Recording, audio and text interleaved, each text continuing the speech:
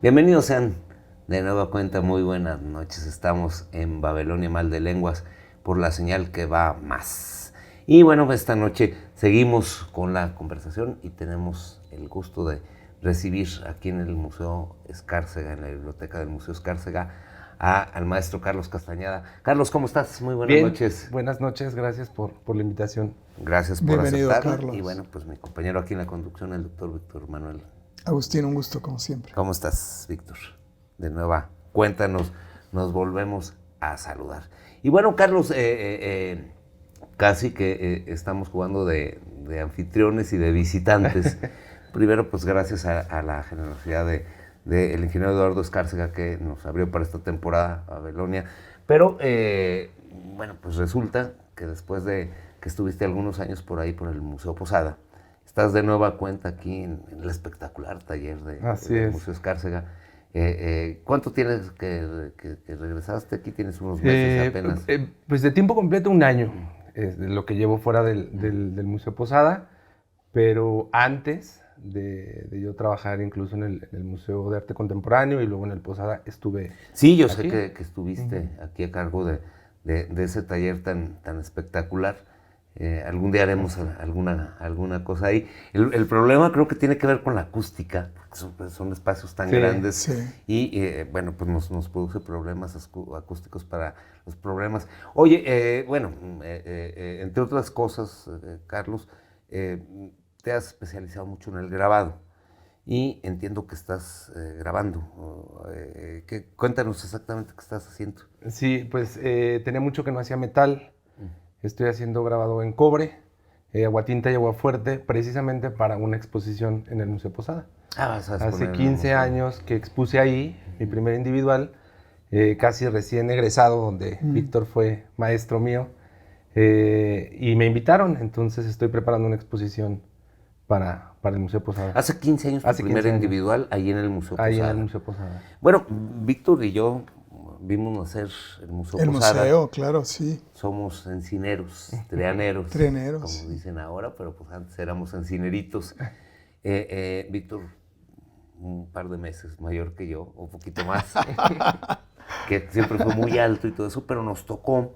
Y ese taller que luego también tuviste a tu cargo, y que bueno, ahora dices que fue la sede de tu primera exposición. ¿Grabaste ahí esa exposición en el Posada? ¿La primera? Sí. La primera no, la primera la hice en el Obraje. En el Obraje, cuando estaba en Juan de Monto. Sí, esa exposición fue a razón del premio Posada que obtuve en el 2007.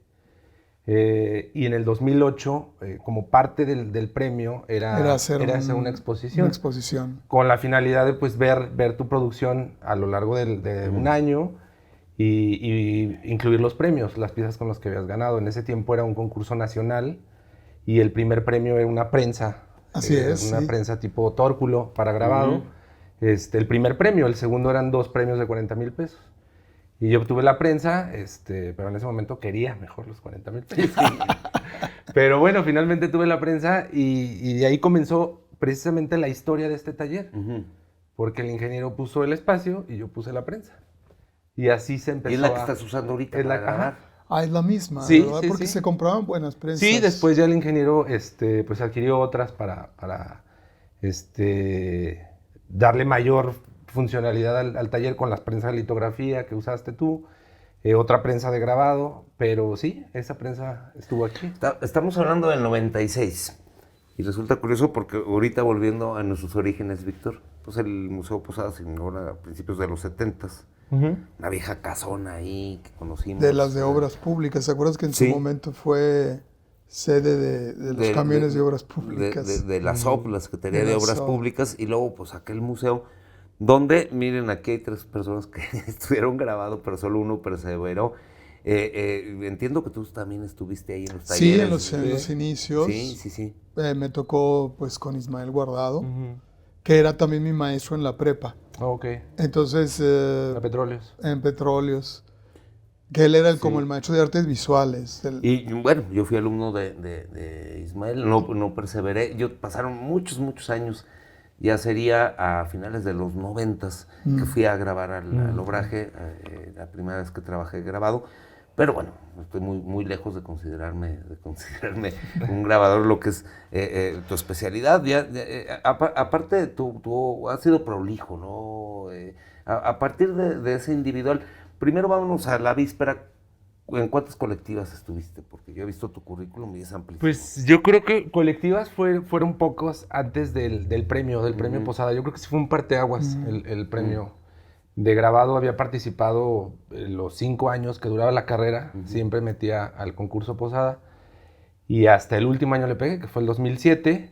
Yo egresé en el 2008 y vino la exposición. A raíz de esa exposición y de esa obra que realicé, hacíamos una memoria de grado, entonces pues hice un cuerpo de obra, digamos, y esa me sirvió para participar y para estar presente en concursos o en exposiciones colectivas, pero sí fue una rachita de varios concursos que pues, las piezas tuvieron la fortuna de ser ganadoras. Fue el Posada, después fue el Diego Rivera, y del Diego Rivera era la misma cláusula, digamos, ganabas y te invitaban a exponer una individual. Entonces trabajaba para la exposición en el Diego Rivera, en Guanajuato. En Oaxaca lo mismo. Fue un premio en la Bienal Taqueda y también. Entonces, pues se iba produciendo, ¿no? Tenía obra para participar y para exponer. Carlos, yo tengo ahí una pregunta. Bueno, sí, mencionaste que fui tu maestro precisamente ahí en la licenciatura de Artes Visuales, pero en ese momento, recordarás, había una discusión de si el artista nacía o se formaba, ¿no? ¿Tú qué piensas? O sea, ahora que tú fuiste de las primeras generaciones, si no es que ¿La primera? La primera, ¿verdad? Sí. Realmente sí la licenciatura ha ayudado a la creación, digamos, a la generación de nuevos creadores, definitivamente. Sí, claro. ¿O cómo lo ves tú? Porque completamente, digo, yo había estudiado artes visuales, talleres libres en artes visuales o en la universidad en los cursos de extensión. Y pues sí lo disfrutaba y sí hacía obra, pero nunca con una disciplina como lo que te da una universidad o la licenciatura, que en mi caso, pues en un inicio fue medio piloto porque... Sí, era el cambio ya hasta del espacio, ¿no? al teníamos registro, un espacio, exacto. el registro. Fui el primer titulado, entonces dije, pues lo voy a hacer, vamos a hacerlo hasta las últimas consecuencias y sí, obtuve la cédula profesional y todo esto. Entonces, a mí sí me sirvió y me dio como un oficio también. Sí, es un oficio, ¿verdad? Y una profesión, o sea, sí me he enfocado en esto y pues he tratado de profesarla también. Oye, Carlos, y previo a eso, ¿en qué momento apuntaste, en qué vislumbraste que había un camino por las artes visuales? Pues desde siempre me gustó dibujar. Mi mamá pinta, entonces desde niño vi su pintura, sus dibujos. La casa pues siempre estaba rodeada de ella. Sí, aquí unas pinturas de los aquí. pintores locales. Entonces pues siempre vi su pintura y pues yo creo que de ahí y también pues es un gusto ahí que se va dando poco a poco. Pero finalmente, bueno, a propósito de esta discusión, hay quien niega absolutamente una abstracción tal como la inspiración. Entonces puede haber sensibilidades, inclinación, pero finalmente estamos hablando de cuestiones de destrezas que hay que educar, de técnica que hay que aprender. Y el grabado, que es una cocina, o sea, es como medidas, recetas, tiempos, o sea... El tratamiento, digo yo en mi caso, he trabajado siempre con piedra y bueno, es toda una ciencia, o sea, porque estás interactuando con el producto de un desarrollo geológico de millones de años y interactúas con la piedra y luego tiene el aspecto absolutamente técnico. Químico casi. Sí, hay que limpiar y luego hay que usar ácidos. Y yo ahí sí veía los mayores en el taller del Posada, que ahorita quiero que nos hables un poquito de ese taller, en los procesos con el uso químico, a que los niños no podíamos acceder. Porque bueno, finalmente estamos hablando de materiales tóxicos, tales que hubo un momento que ese taller estuvo contaminado. Estuvo inclusive cerrado porque en los 70s no existía la cultura que hoy tenemos. De tirar... Bueno, eso se iba a las cañerías, entraban en los subsuelos. y hubo unos años donde el taller estuvo de plano clausurado, y yo creo que te tocó un poquito la reapertura. Y en ese momento usaba nítrico, ácido nítrico, que es mucho más tóxico. Ahora se usa percloruro férrico, que es de sales, pero no es tan tóxico, pues, como el nítrico. Nítrico, sí es. Yo ahora estoy haciendo asociación de ideas. Recordemos que cuando se decide hacer el gran proyecto del rescate de arqueología industrial de los talleres, donde está la Universidad de las Artes, que te tocó abrir, Víctor, la biblioteca, que había un problema básico, porque encontraron que la contaminación de décadas de la industria ferroviaria hacía que fuera inhabitable prácticamente y peligroso para cualquier ocupante, y previo a eso tuvo que haber un proceso donde técnicos especializados limpiaron los suelos, removieron. Sí, varios años. De años, y lo mismo le pasó al taller. ¿Tú lo reabriste el taller? ¿Te tocó no, ya estaba reabierto, pero estaba dedicado a la docencia, ¿no? A la docencia, estaba ahí el área didáctica. A la didáctica. Porque, si recuerdan, abrieron el Taller Nacional de la Gráfica, se fue el equipo donde estaba Andrés Vázquez, y se llevaron las prensas, lo que tenían en el taller. Entonces el taller Posada se quedó sin máquinas, y lo que yo hice en su momento fue llevarme el obraje al taller Posada. Las máquinas del obraje son las que están en el Posada, porque el obraje ya no funcionaba. Pues. Sí. Se las llevan al Posada y bueno, pues está en plena actividad. ¿Sigues trabajando ahí? Sí, voy a hacer litografía, sí, de pronto ahí. ¿Y al TNG también? Al TNG yo también. Acabo de ver, no hace mucho, obra tuya, fui a trabajar algo y vi obra tuya. Pero bueno, vamos a ir por etapas, porque estamos comiéndonos las etapas, pero bueno, es lo que tienen las charlas aquí entre amigos, que son distendidas. Pero para seguir un orden, yo les propongo que hagamos una breve pausa y regresamos aquí a Babelonia Mal de Lenguas. Lo esperamos en un par de minutos. Y siempre también estuvo presente el tema de la muerte, partiendo de las tradiciones. Vengo pues de un matriarcado, digamos, y la abuela pues era de muchas tradiciones, que yo creo que pues, de ahí viene algo, de ahí sale algo que se refleja ahora en mi obra.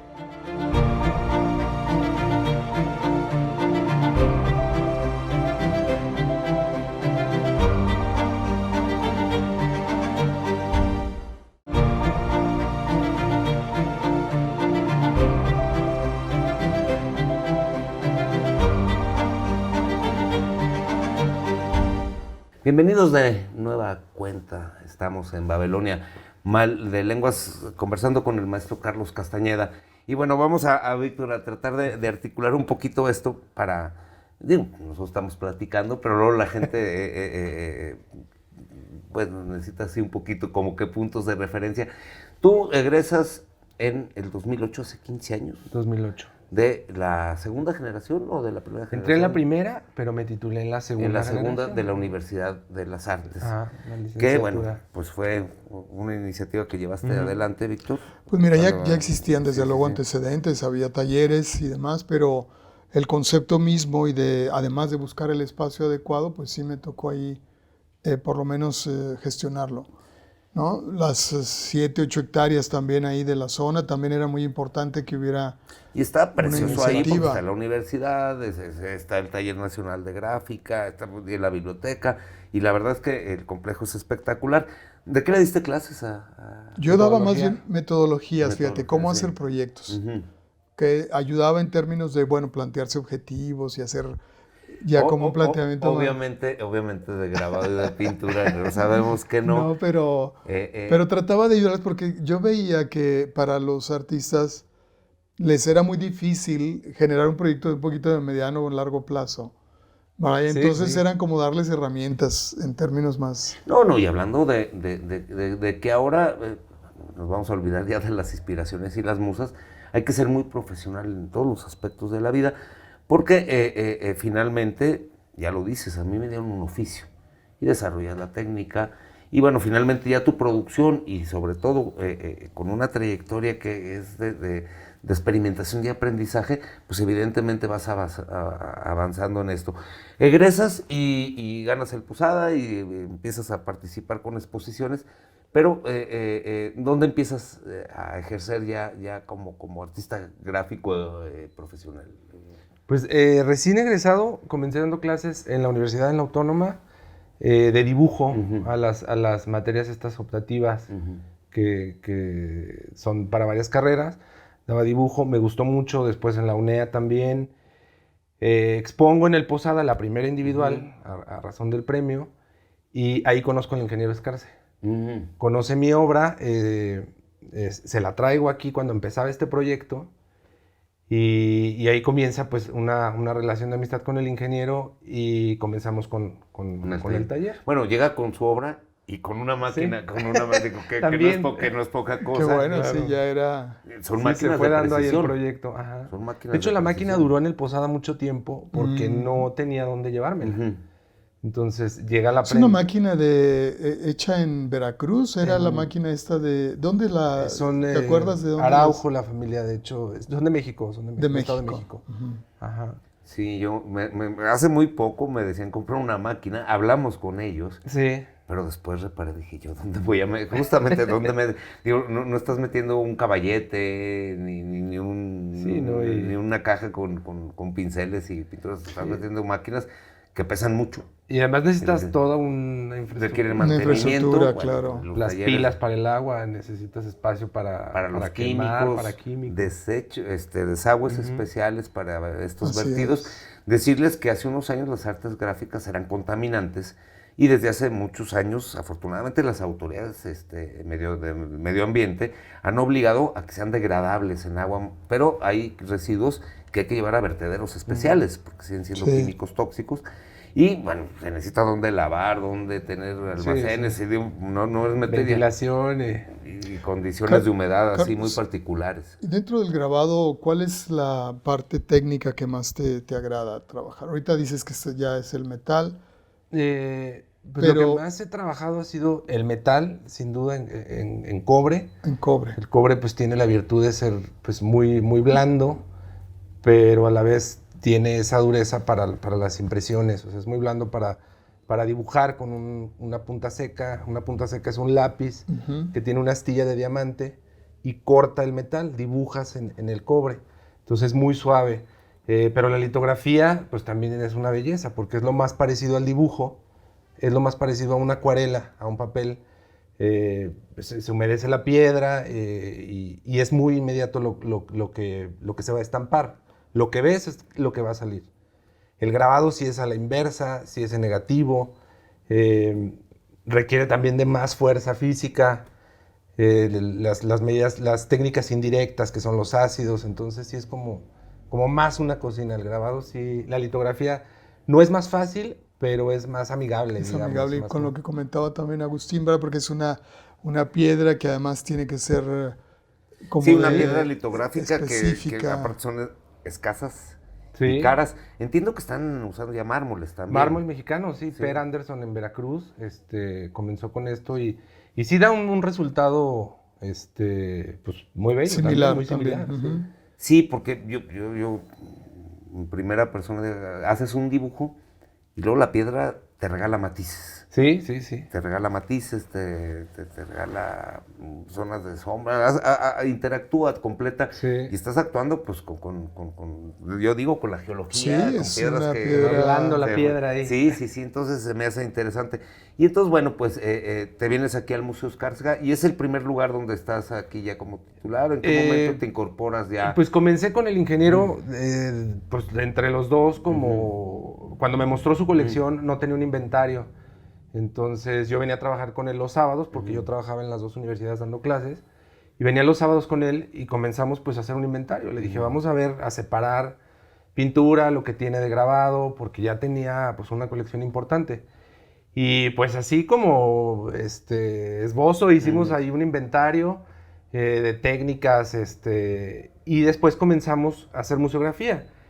El ingeniero confió en mí, yo le dije, bueno, vamos armando exposiciones por artistas, que era lo que tenía en ese momento. Tenía, no sé, 5 de Felgueres, de Toledo, entonces armamos, y piezas que él quería ver, que él quería estar, que le recordaban, no sé, las primeras piezas con las que comenzó la colección. Que luego ya le empezaron a donar. y finalmente, bueno, pues se va haciendo la museografía. ¿Cuándo deciden montar el taller? Ya estaba la máquina, pero faltaban más máquinas, instalaciones. Bueno, el taller fue cuando el ingeniero adquiere esa parte, esos patios. Y cuando yo vi el espacio le dije, ¿esto funciona para un taller? Tiene una luminosidad espectacular. Entonces ahí fue donde platicamos la idea del taller, me traje la máquina y comenzamos. El primer artista invitado fue Cepeda. Fue Cepeda, ya no podía venir, tenía ya problemas de salud. Y yo iba a su casa y le llevaba las placas. Entonces me decía, mételas 5 minutos al ácido. Entonces venía y las trabajaba. Regresaba a su casa, dibujaba, trabajaba y así fue la edición. Fue la primera placa que hicimos. Que hicieron. Y bueno, pues finalmente luego llegan las otras prensas, luego se hacen más artistas y así fue. Ya después, estando aquí, me invitan al Museo de Arte Contemporáneo. Y pues fue una oportunidad. Dije, vamos a ver de qué se trata, estar como del otro lado. ¿En qué año te vas al Macocho? En el 2014, me parece. 14. Fue los últimos 2 años de la administración de Carlos. 14, me parece, 14, 15. Y de ahí me invitan al Posada. Al Posada. A la administración pasada. Y estás hasta hace unos meses. Y mientras, bueno, pues aparte... Pero nunca dejé de producir, o sea, siempre estuve aquí en este taller. Sí, inclusive alguna vez yo estando trabajando aquí nos tocó... porque aparte es un lugar que además de bien iluminado, tiene la virtud de la soledad. Y bueno, entra muy poquita gente de aquí del museo y todo eso. Y me tocó alguna vez que inclusive fueron por obra porque...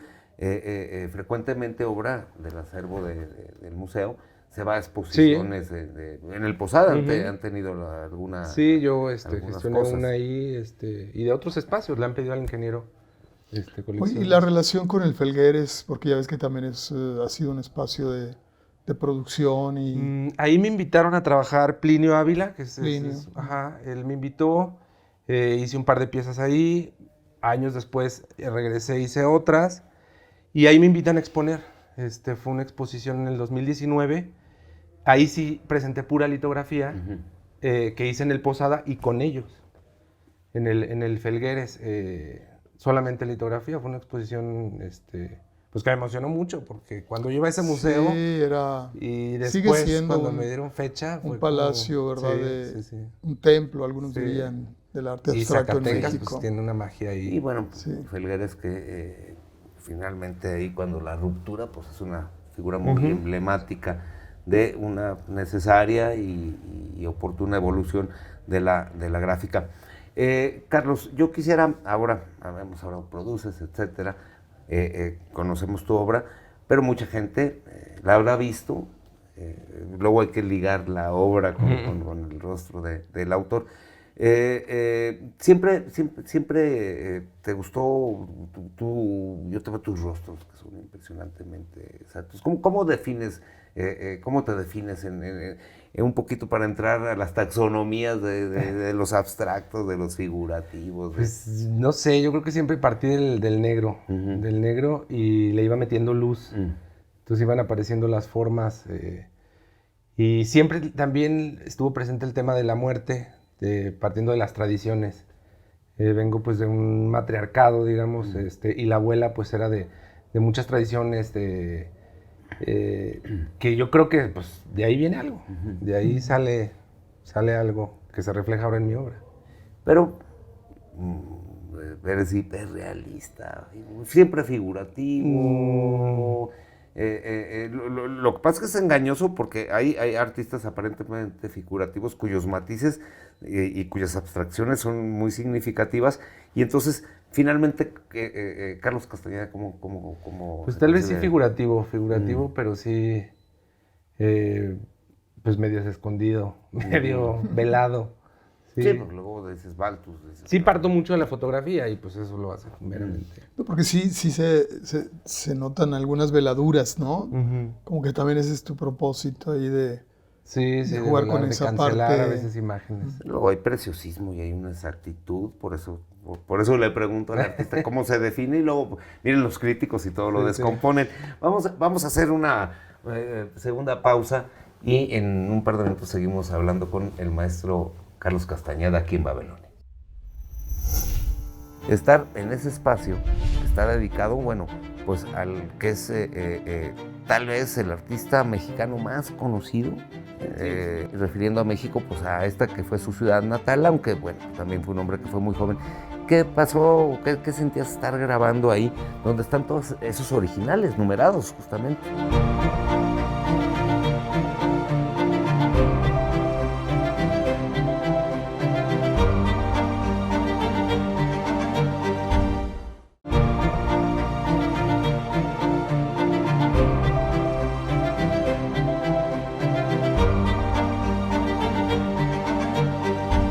Continuamos en Babilonia Mal de Lenguas en esta conversación con Víctor González y con nuestro invitado, el maestro Carlos Castañeda. Víctor, te interrumpí, te dejé con la pregunta al aire. Estábamos platicando de la obra de Carlos, sí, pero me gustaría saber un poco tus influencias, es decir, con quién te has identificado más, incluso temáticamente también, Carlos. Sí, bueno, de los grabadores, pues Goya. Goya ha sido de las piezas que más me han impactado cuando las he podido ver. Y Teresa Margolles hablábamos también, fue una serie que me impactó muchísimo cuando estaba el grupo Semefo, el colectivo Semefo, también me impactaban mucho. Y López Loza me encanta, este grabador, bueno, que es, yo creo que ya el de los únicos que trabaja la cuna, esta técnica de grabado que es directa, que es incidir la placa hasta llegar a los negros y varios colores. Su grabado me encanta. Es que veo la oscuridad ahí, se notan las influencias a partir de Goya, y lo interesante es iluminarles. O sea, aunque hay el germen siempre de la oscuridad, como el negro revela luces, ¿no? Y dices que partes inclusive tú mismo. Sí, y el grabado yo creo que sí partes del negro, o sea, sí sabes que a más incisión, pues es un negro y tienes que ir quitando, o no sé, sí tiene este misterio, esto que envuelve el grabado, o la litografía también. La litografía, bueno, puede ser más libre, más abierta, más blanca que el grabado. Y bueno, finalmente, como es natural con tu trayectoria, tus grabados son conocidos y reconocidos aquí en los museos locales, en muchas colecciones privadas, pero a propósito de un proyecto que se nos quedó trunco para Málaga, veía tu currículum y tu obra ha estado colgada en museos de muchísimos países. Hablabas de Croacia, de Estados Unidos. Sí, en Croacia fue un concurso, fui el único mexicano que estuvo ahí. En Estados Unidos, en una exposición. En Los Ángeles hacen un festival para Día de Muertos, en un cementerio, en Hollywood Forever. Y me invitaron a exponer ahí. Entonces fue una experiencia muy interesante porque pues montan todo, ¿no? Los gringos de un día para otro y arman los espacios y en el cementerio. Entonces llevé la serie de calaveras que en ese momento estaba trabajando. Y pues en varios lados, en Francia, en un espacio también interesante donde llevé esta misma exposición, en Cuba, en la Casa de las Américas, donde más, en España, en la Casa de la Moneda en España. Y acabas de estar, nos contabas que acabas de ganar hace algún tiempo, una estadía que tienes pendiente por ahí en el País Vasco. Sí, en realidad no he podido ir pues porque estaba trabajando en el museo, pero pronto la voy a hacer, espero. Sí, porque hay una tradición, bueno, que viene evidentemente, o que está siendo abanderada, o su gran emblema pues es Francisco de Goya, pero hay una gran tradición también de una gráfica popular española que aparte incorpora una cosa que tomamos de ellos, los temas populares. Los temas populares, cuando el arte deja de ser de los grandes temas y los grandes temas religiosos o míticos, las grandes costumbres que quedan retratadas. Y luego tenemos pues estos aguafuertes de Goya que prácticamente hablan de la oscuridad, pero también de un país festivo, de un país bullicioso, y bueno, pues vas a estar... Y se consideraba el grabado como un arte menor. Ahorita recuerdo porque el mismo Goya en la carpeta de los caprichos se pone como pintor. en la carpeta de los de grabados. O sea, no se pone grabado, pues, ni impresor ni nada. Porque era como artesanal, claro. Era el trabajo manual de Goya, que fue un gran pintor, entre otras cosas. Sí. Entonces había que resaltarlo. Me acuerdo, hay unos caprichos de Goya en el Teatro Museo de Dalí de Figueres, que intervino Dalí. Compra una de las series grabadas de los originales y las interviene. Sí. Y queda muy marcado precisamente, digo, pues, ¿quién no, no solo en el ámbito iberoamericano, sino de toda la pintura por Goya, que para muchos es el primer gran pintor moderno. Bueno, pues esa es una discusión. Sí. Y yo te quería preguntar también acerca de, ¿cuándo crees que entonces el grabado comienza a tener ya una mayor, no solo difusión, sino... Pasa a ser arte mayor, exacto, ¿no? ¿Cómo es que se transforma en arte mayor? Pues yo creo que la mayoría de los artistas que están en los libros de historia del arte ya consagrados, sí se dejaron seducir por los talleres de grabado. O sea, todos grabaron. Así es. Algunos más, Picasso hacía no sé cuántos grabados al día. O sea, hacía placas y se las imprimían y otra. Entonces, yo creo que ellos le dieron el plus en las vanguardias. En las vanguardias, ¿no? Bueno, el rescate mismo acá de Posada, por Charlotte y Diego Rivera, todo esto, ¿no? Yo creo que también tiene ahí su parte, ¿no? De la valoración del grabado. Como una obra menor, son originales numerados. Así no es. Son copias, no son una edición, son originales numerados. Pero bueno, hay una serie de artes hoy mayores que en su momento como que eran considerados y tenían mucho que ver con la concepción de lo que estaba inspirado y lo que tenía que tener trabajo técnico y manual. Estaba mal considerado y bueno, finalmente creo que eso es lo que triunfa. Y hablando de Posada, ¿qué significa para un joven grabador que está desarrollando de repente estar en ese espacio que está dedicado, bueno, pues al que es tal vez el artista mexicano más conocido? Sí, totalmente. En la gráfica, en toda la representación. Y bueno, pues la Catrina que inmediatamente refiere a México, y refiriendo a México, pues a esta que fue su ciudad natal, aunque bueno, pues también fue un hombre que fue muy joven. ¿Qué pasó? ¿Qué sentías estar grabando ahí, donde están todos esos originales numerados, justamente? No, pues es maravilloso. O sea, yo el Posada tengo recuerdos bellísimos desde niño de ir a ver al Güero Juárez, que me llevaba a mi mamá a los conciertos en Calaveras, y luego ganar el premio en el Posada, y luego dirigir el espacio, y ahora regresar a exponer. O sea, ha sido como hasta inverosímil, como, no sé, como... Es mágico, es un espacio ahí. Y grabar ahí en ese taller, que es bellísimo, el encino, toda esa magia que encierra el museo.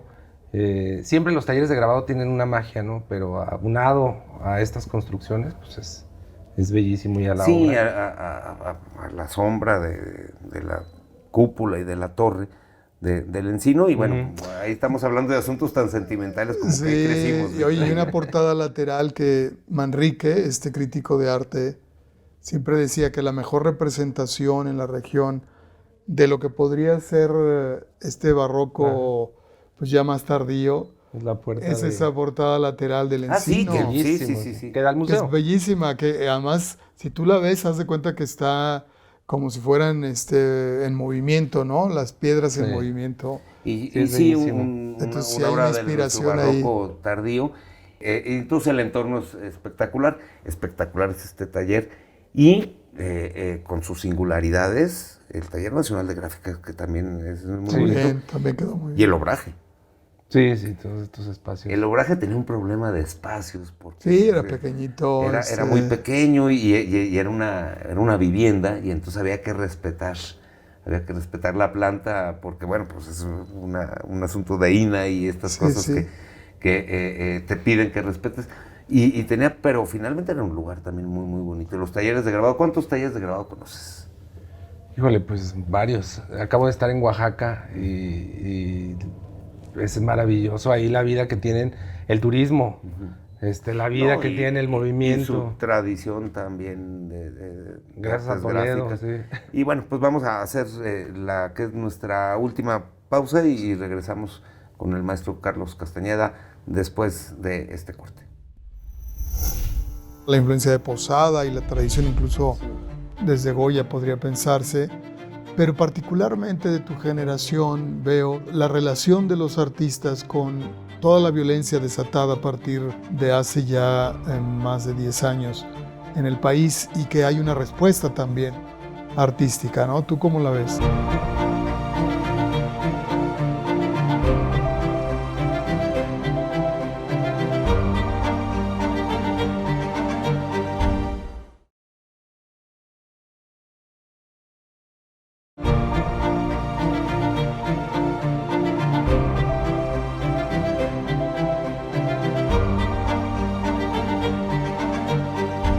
Seguimos en Babilonia Mal de Lenguas y vamos a hacer una muy breve visita por Madrid, donde pues está nuestro colaborador Agustín Emilio Morales de Lara, a quien saludamos y a quien vemos y escuchamos atentamente. Nuevamente bienvenidos. Nos encontramos con grandes cambios que llegan a uno de los principales centros culturales del país de España, donde Manuel Segade, de 46 años de edad, ha sido nombrado como el nuevo director del Museo Centro de Arte Reina Sofía. Ha emprendido una reforma notable que permite desde el día 1 de septiembre fotografiar el Guernica de Pablo Picasso, siempre y mientras no se use el flash o instrumentos de estabilización. Esto llevaba prohibido desde el año 1992. El veto en verdad estaba extendido en general a toda la sala donde este cuadro estaba en exhibición. Previamente se encontraba en el Casón del Buen Retiro, a donde llegó de la mano de Javier Tussell en 1981, tras estar 42 años en exhibición en el MoMA, en Nueva York. Bueno, agradeciéndole a Agustín por su colaboración. Continuamos con esta charla con Carlos Castañeda y bueno, otra vez el dilema de siempre, ¿no? Tantos asuntos por tratar y bueno, tan corto. El tiempo, ¿verdad? Corto el tiempo. Yo tenía ahí una pregunta porque Carlos ha referido también que uno de sus temas es sobre la muerte.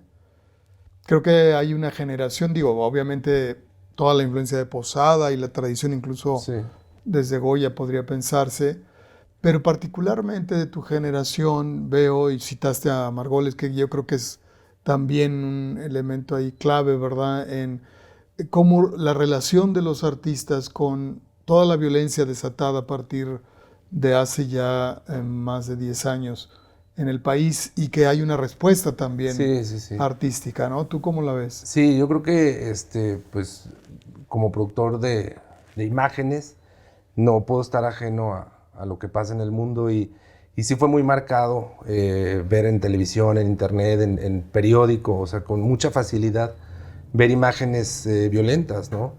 De estos cuerpos, los cuerpos colgados en los puentes, los encobijados, o sea, sí eran imágenes muy impactantes que fueron como de golpe, ¿no?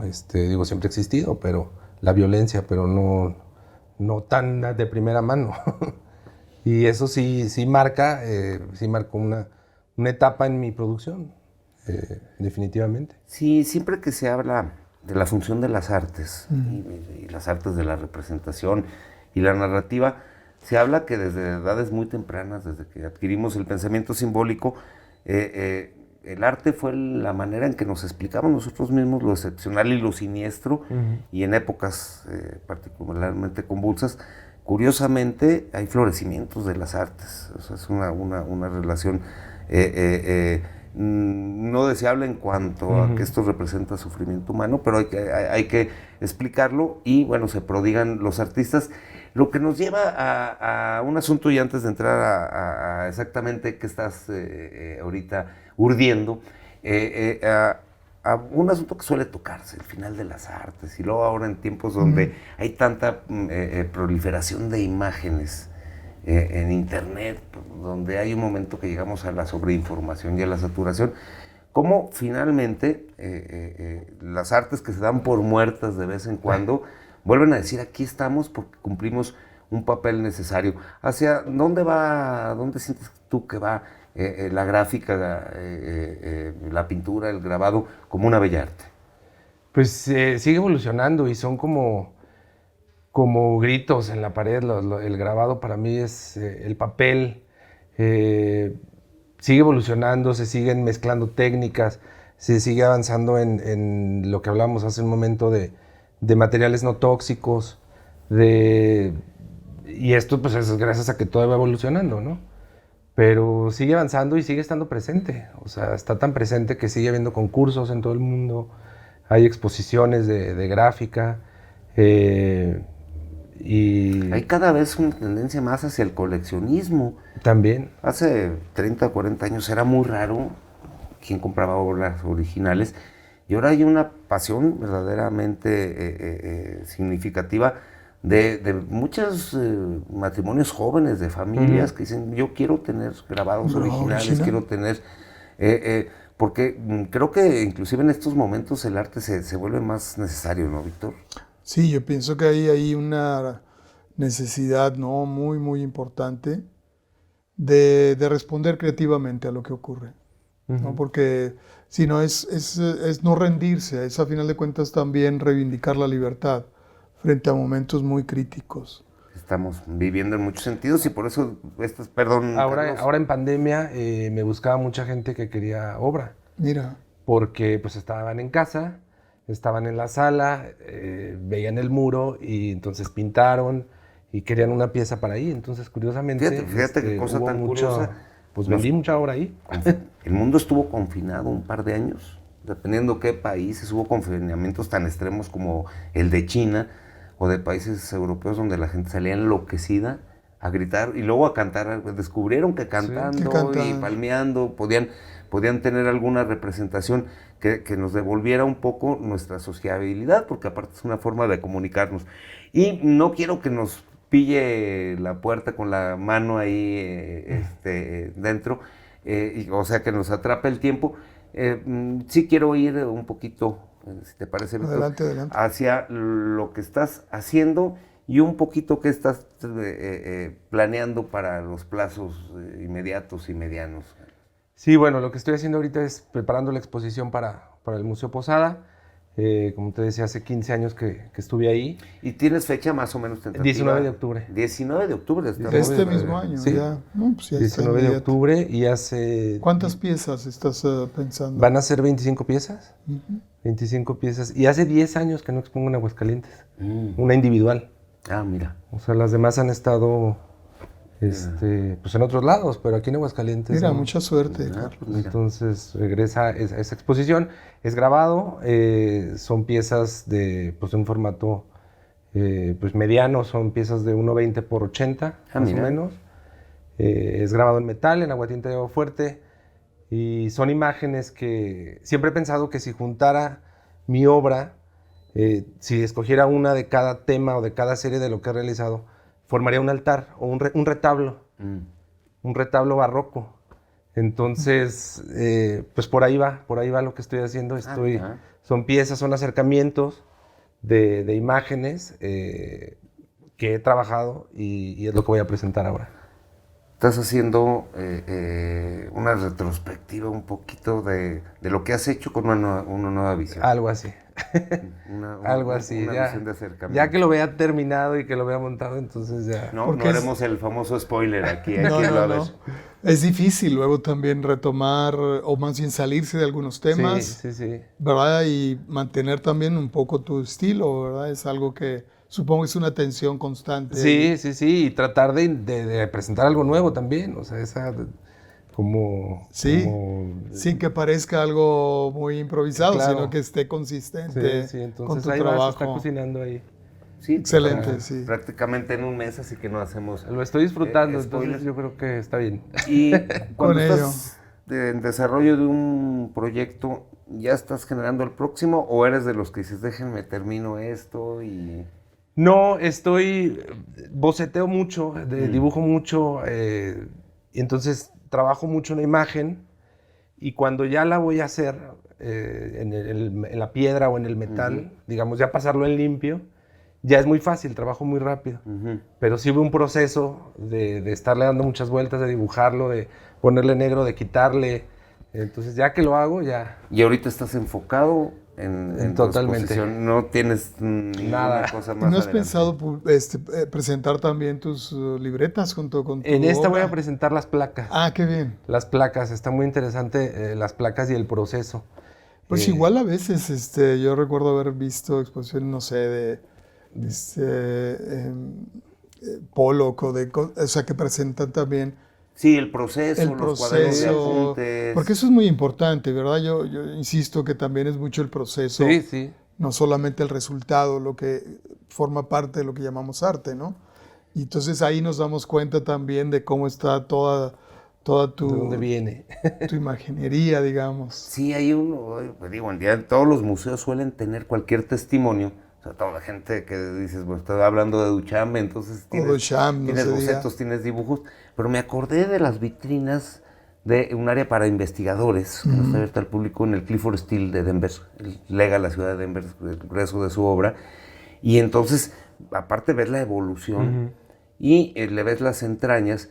Y ahora la curiosidad nos lleva, como público, a ver cómo se concibe el producto final, lo que tú llamas pasar en limpio, ¿no? El dibujo, las correcciones, y pasa que entre el producto inicial y lo que se presenta ya como la obra, hay artistas que van muy en la misma línea y artistas que son muy divergentes, no sé cuál sea tu caso. Habrá que ver las placas para ver eso. Y luego otro asunto que tiene que ver con los libros de arte. ¿Ya no has pensado en hacer una recopilación? No, pero puede surgir algo ahí. Sí, siempre... Porque, bueno, tú hablas, dices, si yo tomo una obra de cada una de mis series, ya puedo montar un retablo. Y hay retablos que son... hay un momento que hay que estar hasta con la lupa porque contenidos de tantas acciones. ¿Cuántas series, así, sin que tengas la cifra exacta, crees que has generado ya?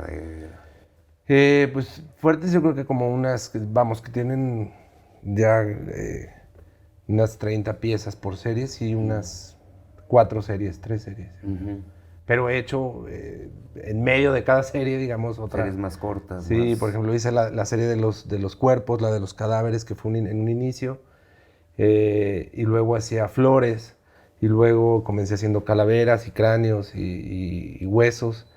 Y luego hice una serie taurina. Y luego, pues ahora, ciervas, que fue lo que presenté en el Felgueres, ahí comenzó. Yo conozco. Y esa exposición pues se fue a varios lados. Recientemente se inauguró en Celaya. Entonces, y voy haciendo, no es que la deje.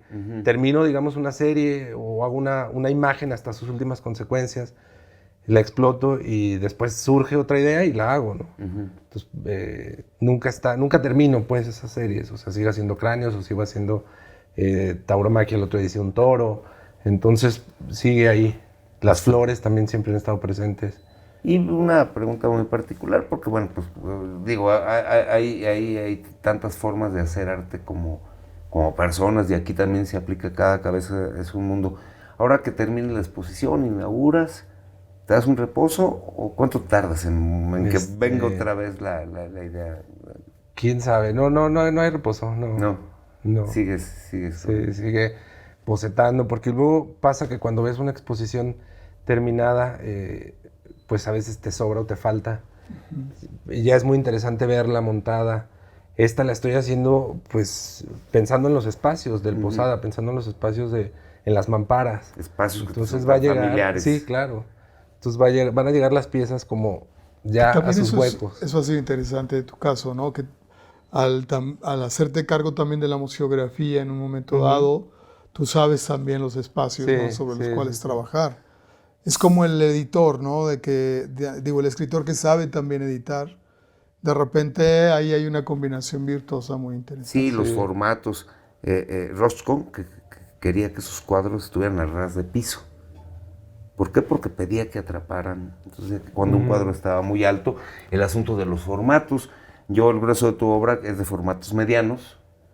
No sé si trabajas formatos diminutos. Hay gente que es casi no. O formatos muy grandes, aunque el grabado tiene un problema básicamente con los formatos. Por la prensa. Sí, por los tamaños de las prensas y el tamaño de las piedras. Una piedra litográfica grande, pues es una ave rara, y grande, pues estamos hablando de formatos de eso, de 1 metro y pico por 80 centímetros. No, ahí la técnica un poquito determina. Carlos, antes de que no sé si tengas otra pregunta. No, pues nada más, ¿sigues dando clases, Carlos? No, ahorita solamente estoy dedicado a la producción, para esta exposición y nada más. Porque sí es bueno o no, en tu caso, bueno, más que nada que sí se fomentara ahí un poco más tu... Sí, más adelante vamos a ver qué. Sí, ojalá. Sí. Pues primero se quiere ir a Betanzos, sí, claro, en España. Carlos, yo quiero terminar con 2 preguntas para las que te voy a pedir una respuesta breve y concisa. Primero, una palabra que te defina.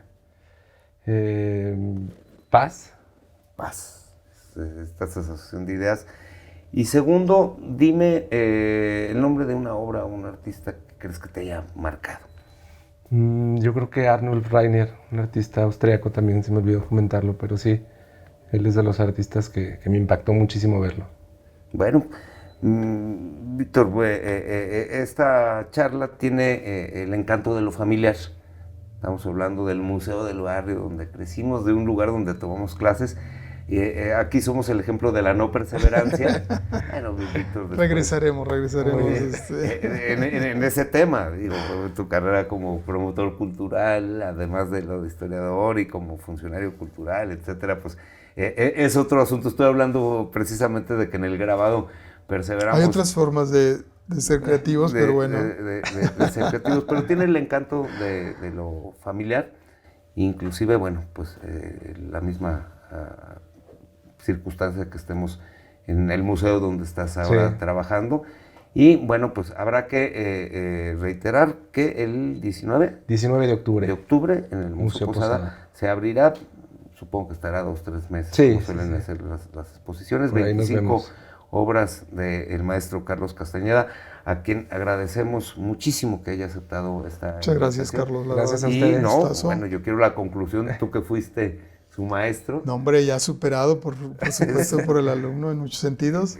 Así es de que felicidades también por toda esta carrera ya muy productiva y muchos éxitos también. Gracias. Y bueno, pues la señal de que este modelo de enseñanza que en su momento se discutió, pues finalmente fue fructífera. Sí, claro. Porque bueno, pues entre tus compañeros de generación y egresados posteriores, pues un grupo importante de artistas ya con nombre que también, como tú, han expuesto en muchos lugares de México. Carlos, seguiremos con la charla. Gracias. Esperemos que la próxima sea ahí en el taller. De acuerdo.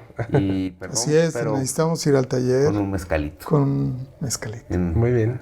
Ahora que te hemos tenido algunas tardes, noches lluviosas. Y bueno, enhorabuena. Y nos vemos el 19 de octubre en el Museo Posada. ¿Tiene título la exposición? Retablo. De Carlos Castañeda en el Museo Posada. Por mi parte, pues agradecerles a Carlos de nuevo, a Víctor.